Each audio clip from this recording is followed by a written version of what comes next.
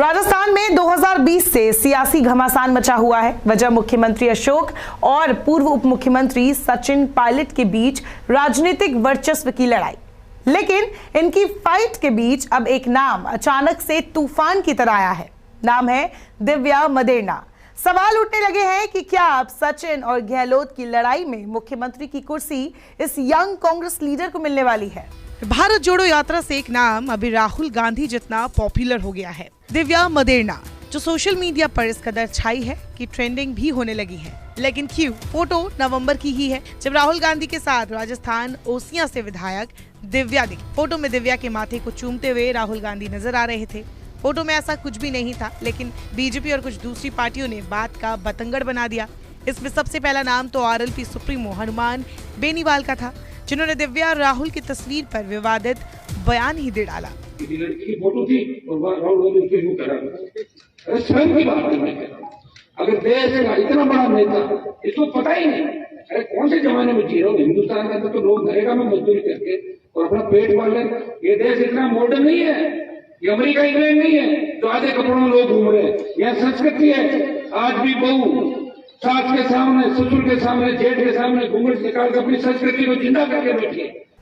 इतना ही नहीं, हरियाणा बीजेपी के नेता अरुण यादव ने इसे शेयर करते हुए लोगों से कैप्शन मांगे। कमेंट में लोगों ने भी ऊल जुलूल कैप्शन दिए। मामला खासा चला। बात बढ़ी तो इस फोटो पर खुद दिव्या ने भी रिएक्शन दिया। लगातार खुद कैप्शन देते हुए दिव्या ने बीजेपी नेता की ओछी टिप्पणी पर जबरदस्त जवाब दिया। दिव्या के समर्थन में कई नेता सामने आए। दिल्ली के उप मुख्यमंत्री मनीष सिसोदिया ने भी इस तरह की ट्रोलिंग को गलत एजेंडा बताया। कृष्ण और द्रौपदी का जिक्र करते हुए ट्रोलर नेता को कंस से भी बुरा बताया।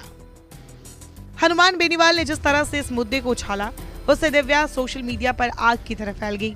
फिर उनके मुख्यमंत्री बनने की चर्चा तब शुरू हुई जब एक बार फिर गहलोत और सचिन में तकरार सामने आई और दिव्या सीधे सोनिया गांधी से मिलने पहुंच गई। ये सब कुछ एक साथ चल रहा था। सोनिया के साथ उनकी हंसते हुए तस्वीर से अब सियासत के गलियारे में अलग बातें शुरू हो गई है। कहने लगे हैं लोग कि दिव्या के कॉन्फिडेंस के पीछे कांग्रेस आला कमान का सपोर्ट है।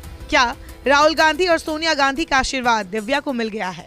दिव्या ने सोनिया से मुलाकात के बाद ट्वीट करते हुए लिखा, आज मेरी आदर्श पूर्व कांग्रेस अध्यक्षा आदरणीय सोनिया गांधी जी से उनके दिल्ली आवास पर आत्मीय मुलाकात की। सन 1998 में जब वो पहली बार कांग्रेस अध्यक्षा चुनी गई थी, तब मैं 10वीं कक्षा की छात्रा थी और अपने प्रिय दादाजी स्वर्गीय परसराम मदेरणा जी के साथ तब से हमेशा उनसे मिलने जाती थी।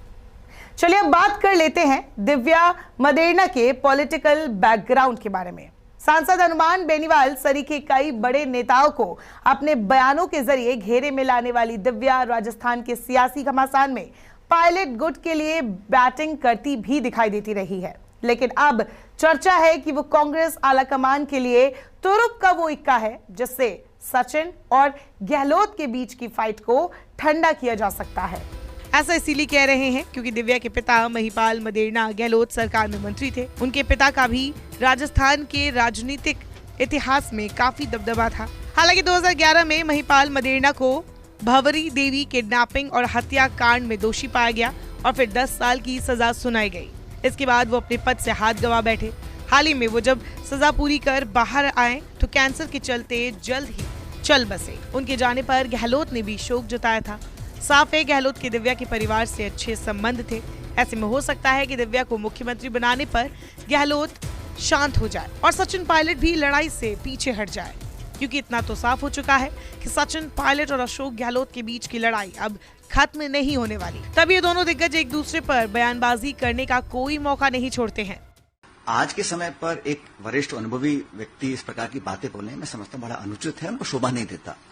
और आज हम एक दूसरे पर आरोप लगाएं, प्रत्यारोप लगाएं, ये भी मैं समझता हूं सही नहीं है। आज चुनौतीपूर्ण समय है पार्टी को एकजुट रहने का, और जब तक हम एकजुटता से काम नहीं करेंगे तो हम लोग दोबारा सरकार में राजस्थान में कैसे आएंगे। दिव्या को गहलोत समर्थन देंगे या नहीं, ये तो वक्त बताएगा। दिव्या की मुख्यमंत्री दावेदारी पर भी अभी कोई कंफर्म न्यूज नहीं आई है, लेकिन जानकारों की माने तो अगर दिव्या को आलाकमान मुख्यमंत्री पद के लिए चुनता है तो गहलोत पर एक अलग दबाव पड़ेगा।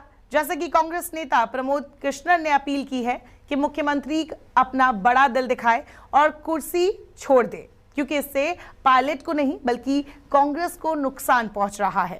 मैं निवेदन करना चाहता हूं माननीय अशोक गहलोत जी से कि बड़ा दिल दिखाते हुए कुर्सी छोड़ दें, त्याग पत्र दे दें। वो तो कहते भी थे कि मेरा त्याग पत्र तो कांग्रेस नेतृत्व के पास रखा हुआ है, जब मर्जी उस पर तारीख डाल दें, सोनिया जी के पास रखा हुआ। आज वक्त आ गया है कांग्रेस को मजबूत करने का। वैसे दिव्या की मुख्यमंत्री बनने की चर्चा तभी तेज हो गई थी जब हनुमान बेनीवाल ने कहा था कि किसान की बेटियां राहुल से चिपक चिपक कर फोटो ले रही हैं, क्या उससे कोई मुख्यमंत्री बनता है क्या? हनुमान बेनीवाल की फोटो पर आई विवादित टिप्पणी का तो जवाब दिव्या ने खुद ही बड़ी बेबाकी से दिया, लेकिन मुख्यमंत्री बनने का सवाल अभी भी उलझा हुआ है। ऐसे में आने वाले दिनों में राजस्थान की राजनीति में नया मोड़ देखने को मिल सकता है।